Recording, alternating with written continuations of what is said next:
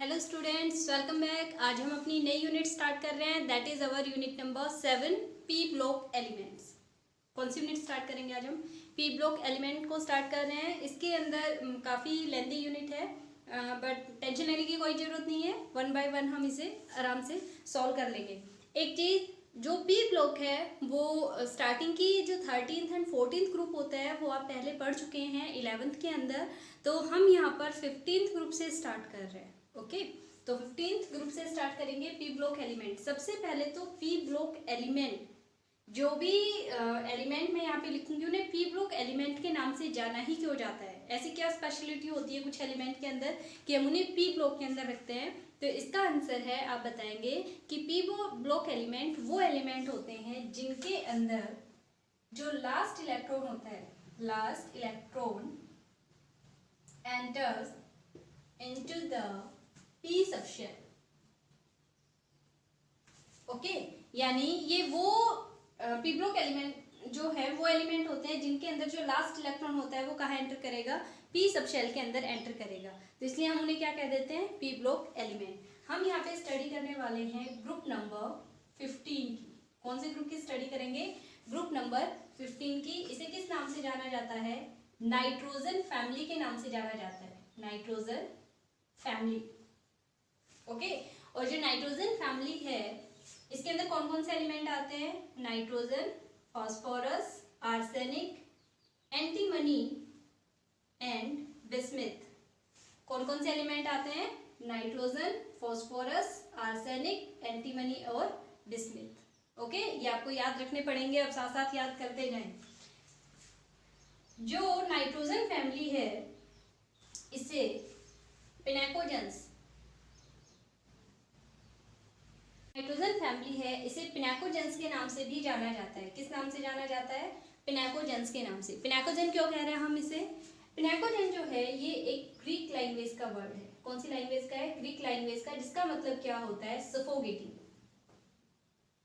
सफोगेटिंग यानी ऐसे एलिमेंट जो सफोगेशन जनरेट करते हैं उन्हें हम क्या कहते हैं? पिनेकोजेंस के नाम से जानते हैं। तो नाइट्रोजन फैमिली के एलिमेंट्स को पिनेकोजेंस के नाम से भी जाना जाता है। और ये वर्ड ग्रीक लैंग्वेज का है जिसमें मतलब होता है ग्रीक लैंग्वेज के अंदर इसका सफोगेशन, सफोगेटिंग जो एलिमेंट होते हैं उन्हें पिनेकोजेंस कहा जाता है।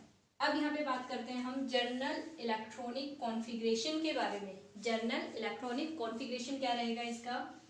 जो देखिए, सबसे पहले तो हम पी ब्लॉक एलिमेंट के बारे में बता देते हैं आपको। जो पी ब्लॉक एलिमेंट है इसके लिए जो जनरल इलेक्ट्रॉनिक कॉन्फ़िगरेशन रहता है वो रहता है NS2 NP126 where N is equal to 2 and so on। Okay, जो पूरा पी ब्लॉक है इसके लिए जो जनरल इलेक्ट्रॉनिक कॉन्फ़िगरेशन रहेगा वो कितना रहेगा? NS2 NP126। 1 भी हो सकता है, 2 3 4 5 6 कितने भी हो सकते हैं। और जो n की वैल्यू है वो 2 रहेगी, कम से कम 2 रहेगी, ज़्यादा हो सकती है इससे। अब देखिए यहाँ पर सिर्फ नाइट्रोजन फैमिली के लिए जो जनरल इलेक्ट्रॉनिक कॉन्फ़िगरेशन है मैं वो लिख रही हूँ। क्या रहेगा? NS2 NP3। क्या रहेगा? NS2 NP3 only for nitrogen family where N is equal to 2 3 and so on। Okay, तो NS2 NP3 जो है इसका जनरल इलेक्ट्रॉनिक कॉन्फ़िगरेशन रहेगा। अब यहाँ पे हम थोड़ा सा एलिमेंट्स के बारे में बात कर लेते हैं। इसका कॉन्फ़िगरेशन लिखने से पहले जो नाइट्रोजन होता है, एटमॉस्फेरिक जो एयर प्रेजेंट होती है इसके अंदर कितने अमाउंट में प्रेजेंट होती है nitrogen? It is present 78%। Okay, 78% जो है एयर के अंदर नाइट्रोजन की कंपोजिशन होती है, 21% ऑक्सीजन होती है। लेकिन हम तो सिर्फ किसके बारे में बात करेंगे यहाँ पे? नाइट्रोजन फैमिली के बारे में। तो सिर्फ नाइट्रोजन के बारे में ही बात करनी है। तो जो नाइट्रोजन गैस होती है वो एयर के अंदर इसका जो अमाउंट रहता है वो 78% ऑक्यूपाइड है, यानी इतने अमाउंट के अंदर प्रेजेंट रहती है। लेकिन सेकंड चीज इसके अंदर ये भी है कि जो N2 एटमॉस्फेयर में प्रेजेंट है वो हमारे किसी काम की नहीं है, उसका हम किसी भी तरीके से यूज़ नहीं कर सकते। किस वजह से? क्योंकि वो जो मॉलिक्यूल्स होते हैं वो डायरेक्टली एब्जॉर्ब नहीं होते हैं कहीं पर भी, ना हमारे काम आते हैं ना प्लांट्स के काम आते हैं। इसका मतलब वो तो यूजफुल है नहीं। तो फिर जो नाइट्रोजन होता है ये मिलता है नाइट्रेट की फॉर्म में। नाइट्रेट्स की फॉर्म में। किस फॉर्म में मिलता है सबसे ज्यादा? नाइट्रेट्स की फॉर्म में। कौन कौन से नाइट्रेट होते हैं इसके? आइदर NaNO3 और KNO3।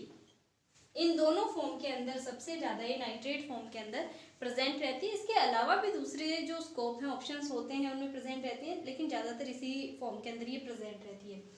According to weight mass ratio 33rd, यानी जो 33% जो ऑक्यूपाइड स्पेस है अर्थ क्रस्ट के अंदर, वो किसका है? 33rd नंबर के ऊपर नाइट्रोजन जो है वो प्रेजेंट रहती है। जो नाइट्रोजन एलिमेंट है ये अर्थ क्रस्ट पे 33 नंबर के ऊपर प्रेजेंट है।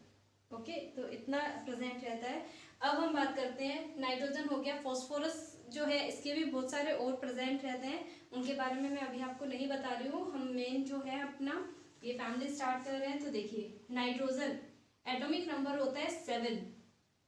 ओके, अगर 7 एटॉमिक नंबर है तो electronic configuration 1s2 2s2 2p3। Count करके देखिए 7 हुए या नहीं हुए? 3 और 2 5 और 2 7, यानी कंप्लीट टोटल इलेक्ट्रॉन्स आ चुके हैं। हमने कहा था इसका जो जनरल इलेक्ट्रॉनिक कॉन्फ़िगरेशन होता है वो क्या रहता है? NS2 NP3, तो 2s2 2p3। जो बात हमने बोली थी जनरल इलेक्ट्रॉनिक कॉन्फ़िगरेशन के लिए, जो आउटर इलेक्ट्रॉनिक कॉन्फ़िगरेशन है वो फाइंड आउट कर लिया हमने। कितना था? 2s2 2p3 आ गया। अब जैसे जैसे हम डाउनवर्ड डायरेक्शन के अंदर मूव करते जाएंगे, कंप्लीट जो कॉन्फ़िगरेशन है वो ना लिख के मैं सिर्फ आउटरमोस्ट लिख रही हूँ यहाँ पर। फॉस्फोरस का होता है 15। अगर आप कंप्लीट लिखेंगे तो किस तरीके से लिखा जाएगा? इसके लिए और लिख के दिखा देती हूँ। 1s2 2s2 2p6 3s2 3p3। Count करके देखिए 15 हुए या नहीं? 6 और 2 8 और 2 10 और 2 12 और 3 15 कंप्लीट हो गए। आउटर देखिए, जो जनरल इलेक्ट्रॉनिक कॉन्फ़िगरेशन था NS2 NP3 3s2 3p3, हमने यहाँ पे बता दिया था n की वैल्यू 2 3 4 इस तरीके से कैरी ऑन करेगी। तो यहाँ पर 3 आ गया, यहाँ पे 2 था, यहाँ पर n की वैल्यू कितनी आ गई? 3। नेक्स्ट के लिए क्या हो जाएगी? 4s2 4p3 5s2 5p3 and bismuth के लिए क्या रहेगी? 6s2 6p3। तो ये इसका आउटरमोस्ट इलेक्ट्रॉनिक कॉन्फ़िगरेशन रहेगा जो कि जनरल इलेक्ट्रॉनिक कॉन्फ़िगरेशन के साथ मैच कर रहा है, यानी 2s2 2p3, यहाँ पर 3 की सीरीज शुरू हुई, फिर 4 5 एंड 6, लेकिन लास्ट जो इलेक्ट्रॉन है वो अगर आप देखें तो किस में जा रहा है? p ऑर्बिटल के अंदर आ रहा है। तो सबके लिए जो लास्ट इलेक्ट्रॉन है वो किस में जा रहा है? p ऑर्बिटल के अंदर जा रहा है। इसके अंदर एक और जो खास बात है वो क्या है? देखिए, हर एक जो p ऑर्बिटल होता है, हम किस तरीके से बनाते हैं? p ऑर्बिटल को ऐसे बनाते हैं। ओके, 3 और प्रेजेंट रहते हैं, px py और pz। टोटल इलेक्ट्रॉन कितने आ सकते हैं? ये बात आप 11th में पढ़ चुके हैं पहले कि एक ऑर्बिटल के अंदर 2 से ज्यादा इलेक्ट्रॉन नहीं आ सकते हैं। तो 2 4 6 इलेक्ट्रॉन कंप्लीट। इसके अंदर p के अंदर कितने आ सकते हैं? मैक्सिमम 6 इलेक्ट्रॉन आ सकते हैं, 6 से ज्यादा आएंगे नहीं। यहाँ पर 3 इलेक्ट्रॉन है, जब आप फिल करना शुरू करेंगे तो 1 2 3। ओके, ये क्या हो गया? एग्जैक्टली हाफ फिल्डेड है, हाफ फिल्डेड। और जब हाफ फिल्डेड कॉन्फ़िगरेशन होता है, आउटमोस्ट जो कॉन्फ़िगरेशन हाफ फिल्डेड है या फुली फिल्डेड होता है, तो जो स्टेबिलिटी होती है वो क्या होती है? Stability increases. तो ये जो है हाईली स्टेबलाइज रहते हैं, क्योंकि इनका जो आउटरमोस्ट कॉन्फ़िगरेशन है p ऑर्बिटल जो है वो कैसा आ रहा है? यहाँ पर हाफ फिल्डेड कॉन्फ़िगरेशन को शो कर रहा है। इसलिए हम क्या कहेंगे कि यहाँ पर जो एलिमेंट है वो कैसा है? एक्स्ट्रा स्टेबिलिटी को गेन किए हुए हैं। अब हम इनकी कुछ एक प्रॉपर्टीज़ के बारे में बात करेंगे। मैं इसे एक बार मिटा देती हूँ। यहाँ पे देखिए बेटा, एटॉमिक एंड फिजिकल जो प्रॉपर्टीज़ हैं उनके लिए मैंने एक टेबल यहाँ पे बनाई है। इन प्रॉपर्टीज़ को हम एक्सप्लेन करने वाले हैं 1 बाय 1। तो आप देखिए, एटॉमिक एंड आयनिक रेडियई, इसके ऊपर क्या इफेक्ट पड़ेगा? देखिए, जब भी हम पीरियोडिक टेबल में लेफ्ट टू राइट मूव करते हैं तो हमेशा जो रेडियई होती है, जो साइज होता है, वो क्या रहता है? डिक्रीज होता है। ओके, जब भी हम लेफ्ट टू राइट मूव करेंगे तो क्या होगा? साइज हमेशा डिक्रीज होगा। किस वजह से? क्योंकि न्यूक्लियर चार्ज तो इंक्रीज होता है। क्या इंक्रीज हो रहा है यहाँ पे? न्यूक्लियर चार्ज इंक्रीज हो रहा है, लेकिन सबसेल जो है वो क्या है? सेम है। जो इलेक्ट्रॉन है वो सेम सबसेल के अंदर जा रहे हैं। न्यूक्लियर चार्ज तो बढ़ता जा रहा है, लेकिन नंबर ऑफ जो ऑर्बिटल्स हैं जो सेल्स हैं वो इंक्रीज नहीं हो रही, बल्कि क्या हो रहा है, सेम ही प्रेजेंट है। जैसे देखिए इस साइड जब हम मूव करते हैं तो अगर मान लो पी ब्लॉक की बात कर रहे हैं तो नाइट्रोजन में आ गया 2p3, ठीक है। ऑक्सीजन जब आएगा तो आप लिखेंगे 2p4, यानी 2p की ही सीरीज चल रही है, सिर्फ नंबर ऑफ इलेक्ट्रॉन बढ़ते जा रहे हैं, ठीक है। तो जो n की वैल्यू है वो तो बढ़ेगी नहीं, इस डायरेक्शन में मूव करेंगे, तो इस वजह से न्यूक्लियर चार्ज बढ़ता है। वो क्या करता है, जो इलेक्ट्रॉन्स होते हैं उन्हें टाइटली बाउंड करके रखता है। न्यूक्लियस जो है अपनी पावर भेजेगा इलेक्ट्रॉन्स तक और उन्हें टाइटली बाउंड करके रखेगा, जिस वजह से क्या होता है, जो रेडियाई होती है वो डिक्रीज कर जाती है। और यही रीजन होता है कि एटॉमिक साइज जो है जब भी हम लेफ्ट टू राइट मूव करते हैं तो डिक्रीज करता है। डाउन द ग्रुप जब भी मूव करेंगे तो जो साइज है वो हमेशा क्या होगा, इंक्रीज करेगा। साइज इंक्रीज कर रहा है, क्यों, क्योंकि डाउन द ग्रुप हम जब भी मूव करते हैं तो न्यूक्लियर चार्ज तो बढ़ता है, क्योंकि एटॉमिक नंबर बढ़ रहा है तो न्यूक्लियर चार्ज तो बढ़ेगा, लेकिन साथ में नंबर ऑफ शेल्स जो है वो भी बढ़नी शुरू हो जाती हैं। यानी अगर नाइट्रोजन के लिए सेकेंड शेल थी, ठीक है, तो फॉस्फोरस के लिए कौन सी आ गई, थर्ड आ गई, फिर आर्सेनिक के लिए कौन सी आ गई, फोर्थ आ गई, फिर फिफ्थ आ गई, सिक्स्थ आ गई। तो इस तरीके से जो नंबर ऑफ शेल्स हैं वो बढ़ती जाती हैं, बढ़ती जाती हैं। मान लो नाइट्रोजन के लिए आपने बनाया था, ये नाइट्रोजन था, ठीक है, फिर उसके बाद आपने बनाया फॉस्फोरस, उसके अंदर एक शेल बढ़ गई, फिर मान लो आर्सेनिक, इसके अंदर एक शेल और बढ़ गई। तो डाउन द ग्रुप जब आप मूव कर रहे हैं तो साफ साफ नजर आ रहा है कि न्यूक्लियर चार्ज बढ़ रहा है, लेकिन नंबर ऑफ शेल्स भी इंक्रीज होती जा रही है, जिस वजह से जो एटॉमिक साइज है, जो रेडियाई है, वो इंक्रीज कर जाती है। क्लियर। अब बात करते हैं हम आयनाइजेशन एंथैल्पी के बारे में। जो आयनाइजेशन एंथैल्पी है, एक छोटा सा ट्रिक बताती हूँ मैं आपको। जो आयनाइजेशन एंथैल्पी है ये हमेशा इनवर्सली प्रोपोर्शनल रहता है एटॉमिक साइज के।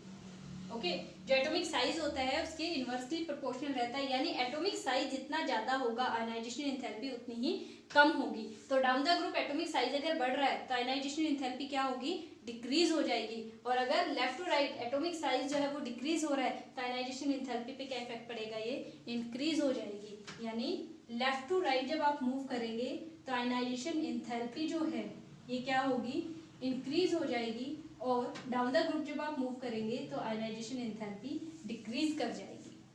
ओके, तो आयनाइजेशन एंथैल्पी जितनी कम होगी उतना इजीली हम उसमें इलेक्ट्रॉन जो है वो निकाल सकते हैं। तो अब पता चल गया, आप ये लिख पाएंगे आराम से। दूसरी बात जो है, आयनाइजेशन एंथैल्पी किस किस चीज के ऊपर बेस्ड रहती है। देखिए इसके अंदर मैंने अभी आपको बताया था कि हाफ फिल्डेड इलेक्ट्रॉनिक कॉन्फ़िगरेशन रहता है जो इसको एक्स्ट्रा स्टेबिलिटी प्रोवाइड करवाता है। दूसरा इसका स्मॉल साइज रहता है, तो इस वजह से जो आयनाइजेशन एंथैल्पी है वो कम रहती है। और बाकी जो कंपैरिजन करवाए अगर किसी भी दो एलिमेंट्स के अंदर, तो कंपैरिजन हम कर सकते हैं, वो मैं आपको फर्दर नेक्स्ट वीडियो में बता दूंगी।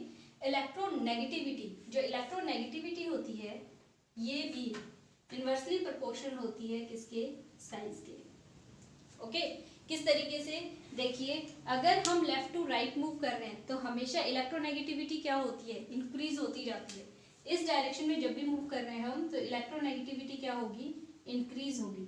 और डाउन द ग्रुप इलेक्ट्रोनेगेटिविटी जो है वो क्या होती है, डिक्रीज हो जाती है। इसी वजह से जैसे जैसे पीरियोडिक टेबल में हम इस डायरेक्शन के अंदर मूव करते हैं, लास्ट में आती है फ्लोरीन फैमिली, नोबल गैसेस से पहले फ्लोरीन फैमिली आती है। और हमें ये पता है the most electronegative element in the whole periodic table कौन सा होता है, फ्लोरीन होता है। क्यों, इस डायरेक्शन के अंदर जब हम मूव करते हैं तो इलेक्ट्रोनेगेटिविटी हमेशा क्या करती है, इंक्रीज कर जाती है, जिस वजह से जो इलेक्ट्रोनेगेटिविटी है वो ज़्यादा रहेगी जैसे जैसे हम इस डायरेक्शन के अंदर मूव करते जाएंगे। और डाउन द ग्रुप जब मूव करेंगे तो इलेक्ट्रोनेगेटिविटी डिक्रीज करती जाती है। ये भी सेम फैक्टर के ऊपर डिपेंड करती हैं, न्यूक्लियर चार्ज और जो इसकी प्रॉपर्टीज़ हैं यहाँ पर, जो हाफ फिल्डेड इलेक्ट्रॉनिक कॉन्फ़िगरेशन है, एटॉमिक साइज है, ये सारे फैक्टर्स जो इलेक्ट्रोनेगेटिविटी है उसके ऊपर भी इफेक्ट डालते हैं।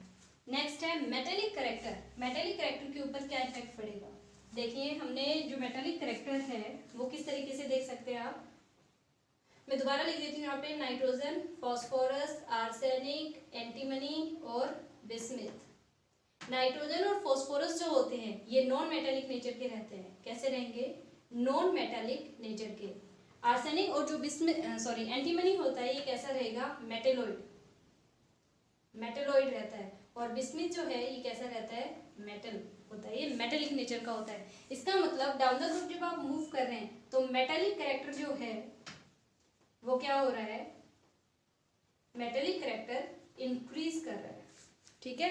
इसका मतलब इस डायरेक्शन के अंदर जब मूव करेंगे तो जो मेटेलिक कैरेक्टर है वो क्या करेगा, डिक्रीज कर जाएगा। ओके, क्योंकि ऐसे इस डायरेक्शन में जैसे मूव करेंगे नाइट्रोजन आ गया, फिर ऑक्सीजन आता है, ऑक्सीजन के बाद फ्लोरीन आ जाता है। तो ये गैसियस मॉलिक्यूल्स है सारे के सारे, हमें पता है, ठीक है। तो ये कैसे रहेंगे, नॉन मेटालिक नेचर के होते हैं। लेकिन डाउन द ग्रुप जब मूव कर रहे हैं तो मेटालिक करेक्टर धीरे धीरे करके क्या होता है, इंक्रीज होना स्टार्ट हो जाता है। इस वजह से बीच में मेटोलॉइड्स आ जाते हैं और जो सबसे लोअर जो एलिमेंट रहते हैं वो कैसे रहेंगे, मेटालिक इन नेचर रहेंगे। अब बात करते हैं मेल्टिंग एंड बॉइलिंग पॉइंट की। मेल्टिंग और बॉइलिंग पॉइंट के ऊपर क्या इफेक्ट पड़ेगा, नाइट्रोजन, फॉस्फोरस, आर्सेनिक, इन तीन के अंदर जब हम मूव करते हैं इस तरीके से, तो मेल्टिंग पॉइंट जो है और साथ में जो बॉइलिंग पॉइंट है वो क्या होगा, इंक्रीज होगा। ओके, और उसके बाद एंटीमनी और बिस्मिथ के केस में इसका जो ट्रेंड है वो चेंज हो जाता है। यानी इसमें तो आपको अच्छा खासा जो इंक्रीमेंट है वो दिखाई देगा नाइट्रोजन से फॉस्फोरस और आर्सेनिक की साइड जब आप मूव करेंगे तो। लेकिन इसके बाद जो है इनका मेल्टिंग और बॉइलिंग पॉइंट जो है वो उस ट्रेंड को फॉलो नहीं कर पाते। किस रीजन की वजह से, जैसे ही हम डाउन द रूट मूव कर रहे हैं, एंटीमनी और बिस्मिथ की बात आती है तो एक इफेक्ट होता है इनर्ट पेयर इफेक्ट। कौन सा इफेक्ट होता है, इनर्ट पेयर इफेक्ट। जो इनर्ट पेयर इफेक्ट है ये क्या काम करता है, जब आप इसका इलेक्ट्रॉनिक कॉन्फ़िगरेशन लिखते हैं तो आपने क्या लिखा था यहाँ पे 5s2 और 5p3। तो इसके जो ये तीन इलेक्ट्रॉन है ये ही सिर्फ बॉन्डिंग के अंदर पार्टिसिपेट करते हैं, ये ही अपनी जो केमिकल प्रॉपर्टीज है उनके लिए रिस्पॉन्सिबल होते हैं। जो इनर इलेक्ट्रॉन्स होते हैं, चाहे इस केस में लगा लो चाहे इस केस में लगा लो, ये क्या करते हैं, खुद को इनर्ट पेयर में कन्वर्ट कर लेते हैं, किसी भी तरीके की बॉन्डिंग केमिकल रिएक्शन के अंदर खुद को इन्वॉल्व नहीं करवाते हैं। जिस रीजन की वजह से इनका जो मेल्टिंग और बॉइलिंग पॉइंट है वो स्लाइट डिक्रीज कर जाता है as compare to upper 3।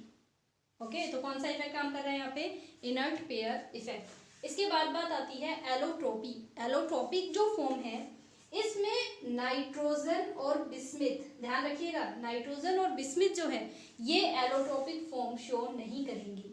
Nitrogen और बिस्मिथ कभी भी एलोट्रोपिक शो नहीं करते हैं। इसके अलावा जो बच गए फॉस्फोरस, आर्सेनिक और एंटीमनी, ये जो है एलोट्रोपिक फॉर्म शो करेंगे। जैसे फॉस्फोरस है ये white phosphorus, red phosphorus, black phosphorus. इसी तरीके से जो आर्सेनिक होता है ये भी ग्रे और ब्लैक, इस तरीके के जो इसके एलोट्रोपिक फॉर्म्स होते हैं वो शो होती हैं। लेकिन नाइट्रोजन और बिस्मिथ ऐसे एलिमेंट है जो कभी भी एलोट्रोपी शो नहीं करेंगे। 1 नंबर में भी पूछा गया है, काफ़ी बार वैसे भी पूछ लिया जाता है पूरा, तो इस बात का ध्यान रखें। अब देखिए एक लास्ट और देख लें, डेंसिटी। डेंसिटी का फॉर्मूला बहुत ही कॉमन सा है, आपको पता होगा। डेंसिटी क्या होती है, mass upon volume. Down the group हम जब भी मूव करेंगे, साइज बढ़ रहा है तो मास भी क्या होगा, बढ़ता चला जाएगा। मास जो है, डेंसिटी जो है वो मास के क्या है, डायरेक्टली प्रोपोर्शनल है मास के, और वॉल्यूम के क्या है, इनवर्सली प्रोपोर्शनल है। तो मास जितना ज्यादा होगा डेंसिटी भी क्या होगी, उतनी ही ज्यादा चली जाएगी। इसका मतलब जैसे जैसे साइज बढ़ेगा डाउन द ग्रुप, जैसे जैसे मास बढ़ता जाएगा वैसे वैसे जो डेंसिटी है वो भी क्या होगी, इंक्रीज होती चली जाएगी। ओके, तो ये कुछ एक पॉइंट्स थे, प्रॉपर्टीज थी एटॉमिक एंड फिजिकल जो प्रॉपर्टीज है उनके रिगार्डिंग। तो ये सारी आप अपने कर लें ढंग से, और जो भी प्रॉब्लम्स वगैरह हों वो आप अपने पॉइंट कर लें। जब भी टाइम लगेगा तब मैं बता दूंगी आपको। तो नोट्स साथ साथ बनाते जाएं, 1 बाय 1 कंसेप्ट्स को अच्छे से पढ़ें, कॉम्प्लिकेटेड ना करें चीज़ों को। एक बार अगर ध्यान से एक बार मन लगा के अगर आप पढ़ेंगे तो ये बहुत इजी है, सबसे इजी यूनिट रहेगी।